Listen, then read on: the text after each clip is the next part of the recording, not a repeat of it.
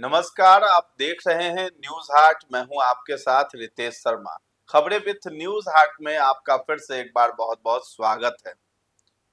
मोदी के हनुमान कहलाने वाले चिराग पासवान काफी ज्यादा जो है प्रशांत किशोर को लेकर के पॉजिटिव नजर आ रहे हैं। इसके साथ ही साथ प्रशांत किशोर भी चिराग पासवान को लेकर के पॉजिटिव जो है नजर आते हैं। आखिर क्या बात है?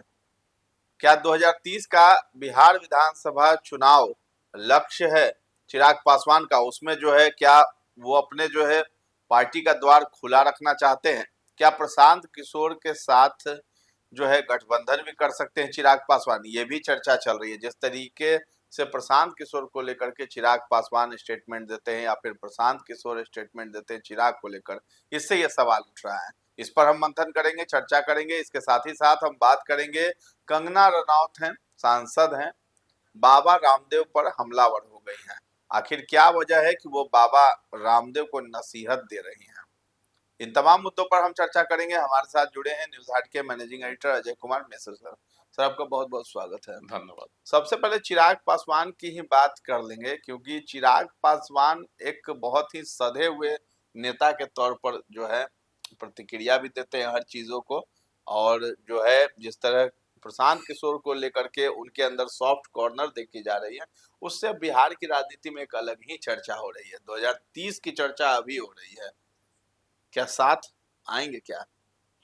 देखिए, चिराग पासवान महत्वाकांक्षी नेता, हम्म, ये तो मानना पड़ेगा। मेहनती भी, ये भी मानना पड़ेगा।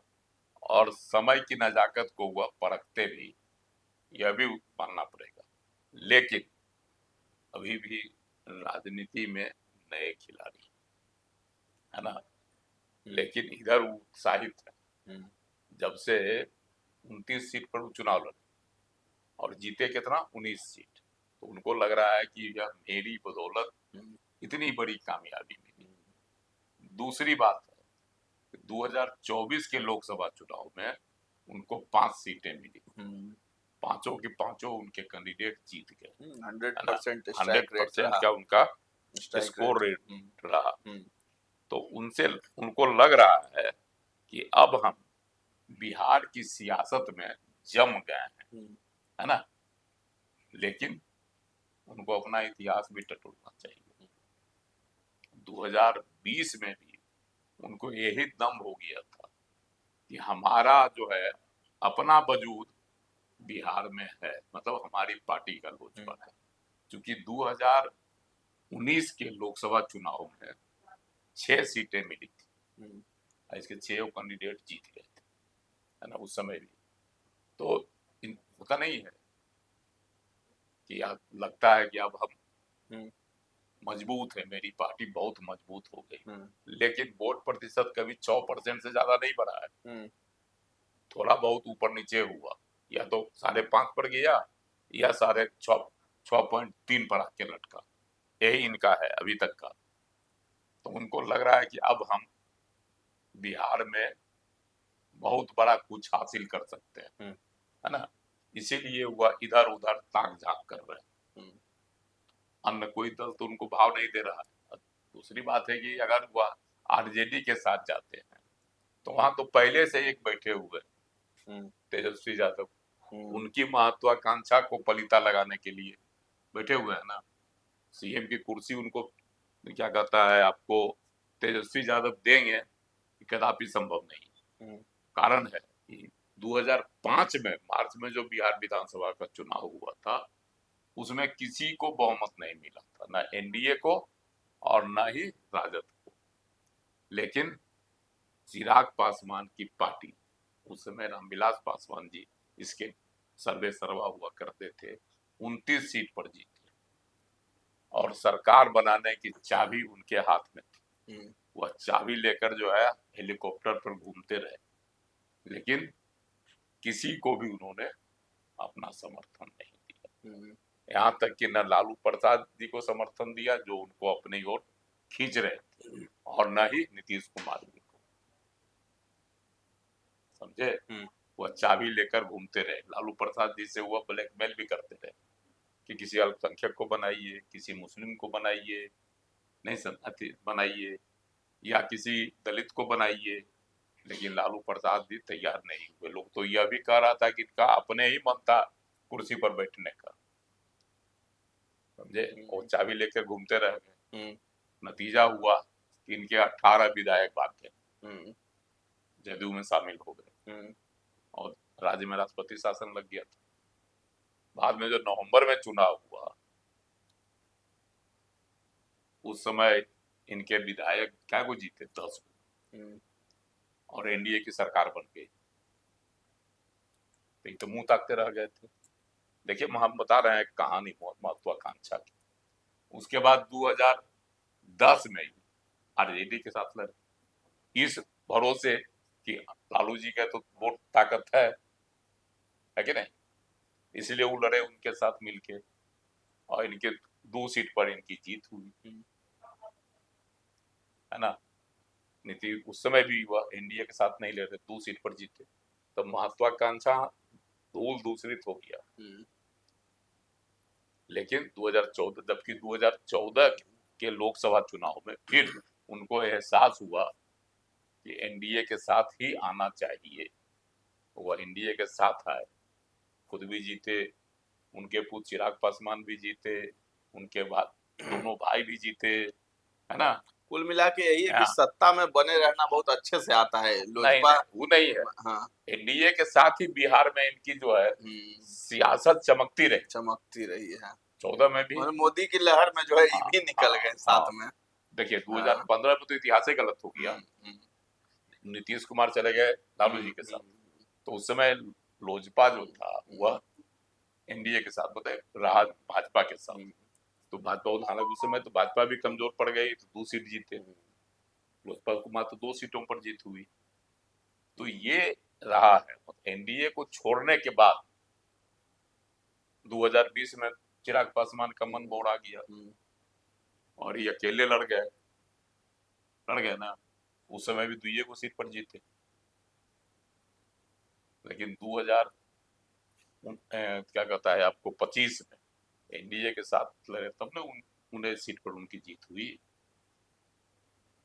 इसके बाद देख रहे हैं कि अब प्रशांत किशोर के साथ हम जाएंगे तो कल को हमारी स्थिति मजबूत होगी, है ना। प्रशांत किशोर के साथ एक सीट पर जो हुआ है उपचुनाव, इसमें जो वोटों का बिखराव हुआ, यह अस्थायी होगा, इसकी क्या गारंटी।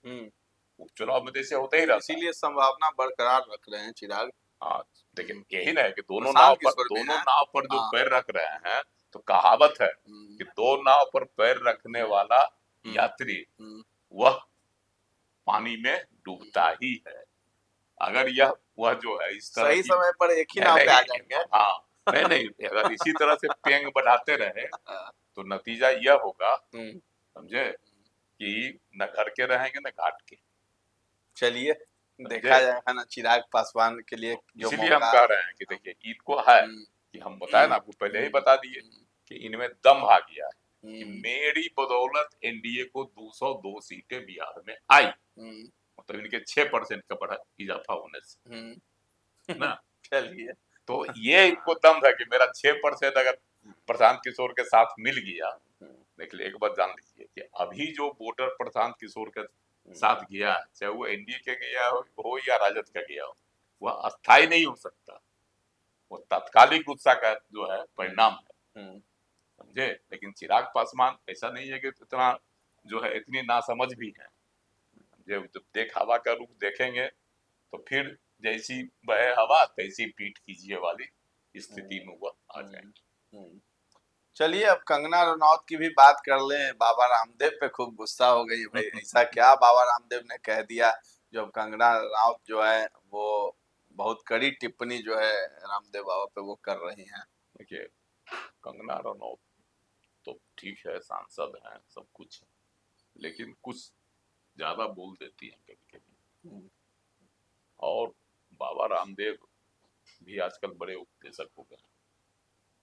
ये कंगना रनौत जो बात बोली थी, वह जो कॉकरोच जनता पार्टी का जो हुआ था दिल्ली में जंतर मंतर पर प्रदर्शन, उसमें जो प्रधानमंत्री के खिलाफ में कुछ छात्र छात्राओं द्वारा गालियां दी गई थी, है ना, उसको उसका जिक्र करते हुए ही कहा था गटर है, गंदी लड़की है, ऐसे से सब शब्द का प्रयोग किया था कंगना रनौत ने। उसको लेकर ही बाबा रामदेव ने कंगना रनौत की खिंचाई कर कि उसको ऐसा बयान नहीं बोलना चाहिए। हालांकि बहुत चीज बाबा बोल गए है ना, वह भी जो है बाबा रामदेव को नहीं बोलना चाहिए था कि अगर आप किसी की इज्जत रखिएगा वही आपकी भी इज्जत रखेगी, है ना जी। लेकिन बाबा रामदेव समझते हैं कि अब तो हम देश के गुरु हो गए तो शिक्षा दे सकते हैं।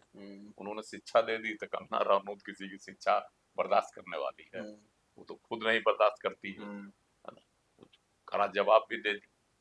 लेकिन इससे जो है चिराग पासवान भी गुस्सा गया कंगना पर गटर वाली बात से। आखिर इस तरह की लैंग्वेज का इस्तेमाल क्यों किया जा रहा है? उन्होंने कहा है एक चैनल को से बातचीत में कि हमको ये पसंद नहीं आया, भाषा शालीन होनी चाहिए और शब्दों का चयन जो है सोच समझ कर करना चाहिए।